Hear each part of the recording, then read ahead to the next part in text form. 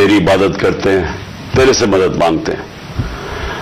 میرے ساتھ آج چودھری پرویز الہی بیٹھے ہوئے ہیں, پنجاب کے چیف منسٹر, اور دوسری طرف میرے پاس محمود خان جو کہ پختونخوا کے چیف منسٹر ہیں. تو ہم نے آج بڑا اہم فیصلہ کرنا ہے اور میں نے اناؤنس کرنا ہے. تو میں یہ چاہتا تھا کہ آج میں اپنی قوم کے سامنے پہلے یہ رکھوں کہ ہم اس سٹیج پہ پہنچے کیسے ہیں, کہ ہم سٹنگ گورنمنٹس ہیں, ہماری اپنی گورنمنٹس ہیں, ہمارا اپنا راج ہے یہاں, لیکن ہم کیوں اس نتیجے پہ پہنچے ہیں کہ ہم سمجھتے ہیں کہ اگر ہمیں اپنی گورنمنٹس بھی قربان کرنی پڑے, اس ملک کے اندر جب تک الیکشنز نہیں ہوں گے, صاف اور شفاف الیکشنز نہیں ہوں گے, ہم سب کو آج خوف ہے کہ ملک ڈوب رہا ہے. میں آپ کو وہ پاکستانی ہوتے ہوئے بتا رہا ہوں جس نے ساری باہر کمائی کی, 20 سال باہر پیسے کمائے, سب کچھ بیچ کے, جو فلیٹ تھا وہ بیچ کے, منی ٹریل دے کے, عدالت میں یہ بتا کے میں نے وہ کدھر سے پیسے لیے, جو بھی میرا آمدنی کدھر تھی, پھر میں نے فلیٹ لیا, پھر وہ بیچا, پھر منی ٹریل, سب کچھ میرا آج جینا بن رہا پاکستان میں. اور میری طرح کے سارے وہ پاکستانی, اور میں ان پاکستانیوں کی بات کر رہا ہوں جو کہ اس ملک سے پیار کرتے ہیں, عشق کرتے ہیں اپنے ملک سے, میں ان پاکستانیوں کی بات کر رہا ہوں.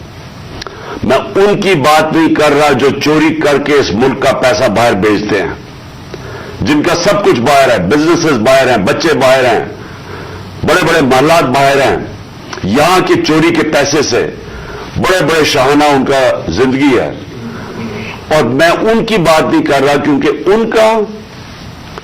کا اس ملک سے کیا رشتہ ہے, اور میں باقی پاکستانیوں کی بات کر رہا ہوں جو سمجھتے ہیں کہ ہمارا جینا مرنا پاکستان میں ہے.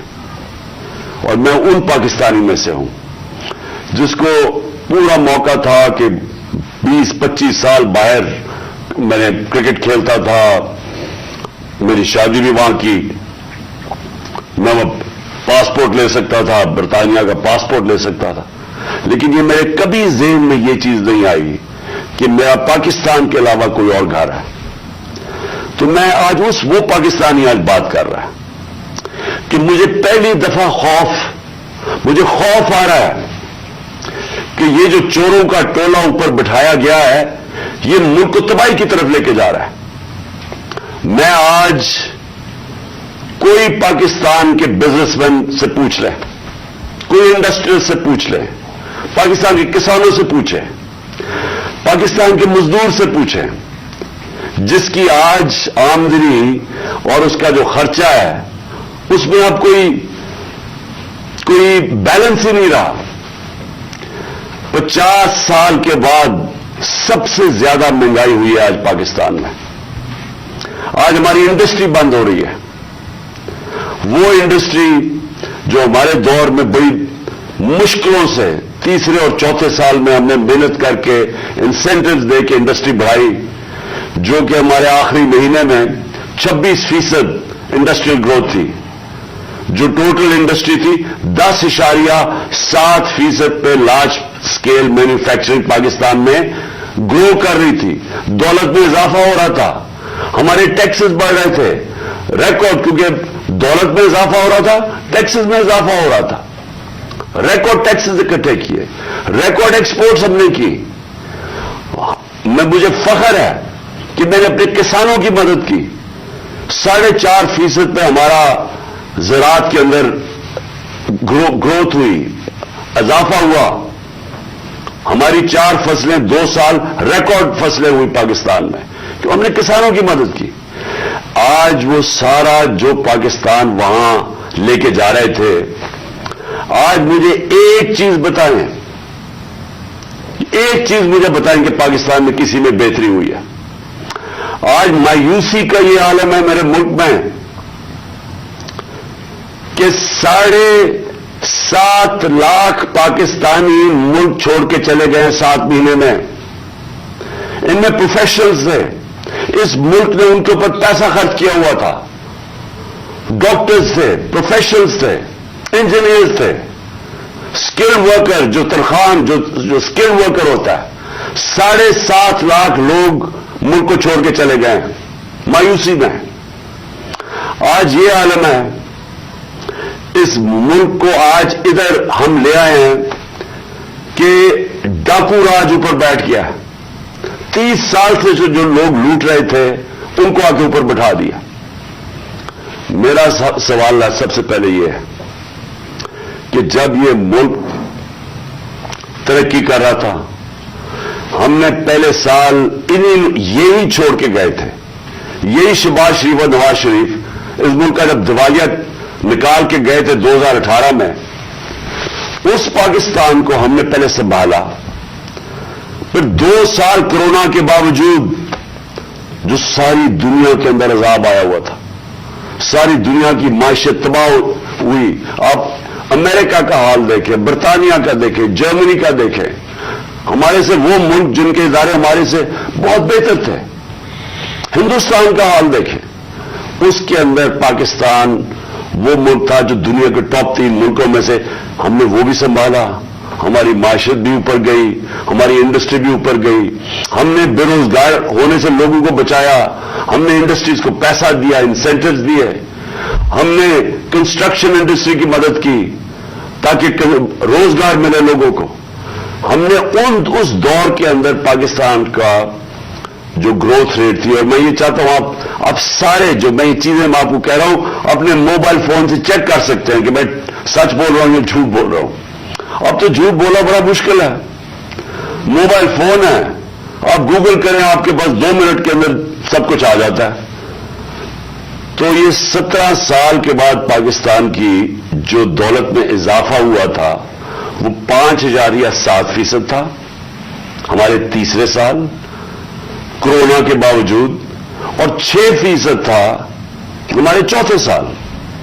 اب یہ بھی میں آپ کو آج بتا دوں کہ یہ صرف 3 دور میں یہ اس طرح کی پاکستان کی دولت میں اضافہ ہوا, گروتھ ریٹ ہوئی. ایوب خان کے دور میں, جنرل ضیاء کے دور میں اور جنرل مشرف کے دور میں. لیکن وہ کیوں ہوا؟ کیونکہ ہم تینوں دفعہ ہم امریکہ کی مدد کر رہے تھے. ایک دفعہ ہم افغان جہاد میں شامل تھے جنرل ضیاء کے زمانے میں, پھر وار آن ٹیرر میں شامل تھے جنرل مشرف کے دور میں. ایوب خان کے دور میں ہم کس میں شامل تھے؟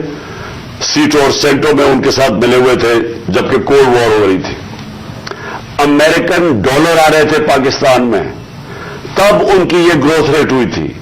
ہم, اور مجھے فخر ہے اس چیز کا کہ اس کے باوجود کہ ہمارے پاس کوئی امریکن ڈالرز نہیں آ رہے تھے, ہم نے اپنی اکانومی کو اٹھایا, اور یہ جو 17 سال کے بعد بہترین ہماری اکانومی اٹھ رہی تھی.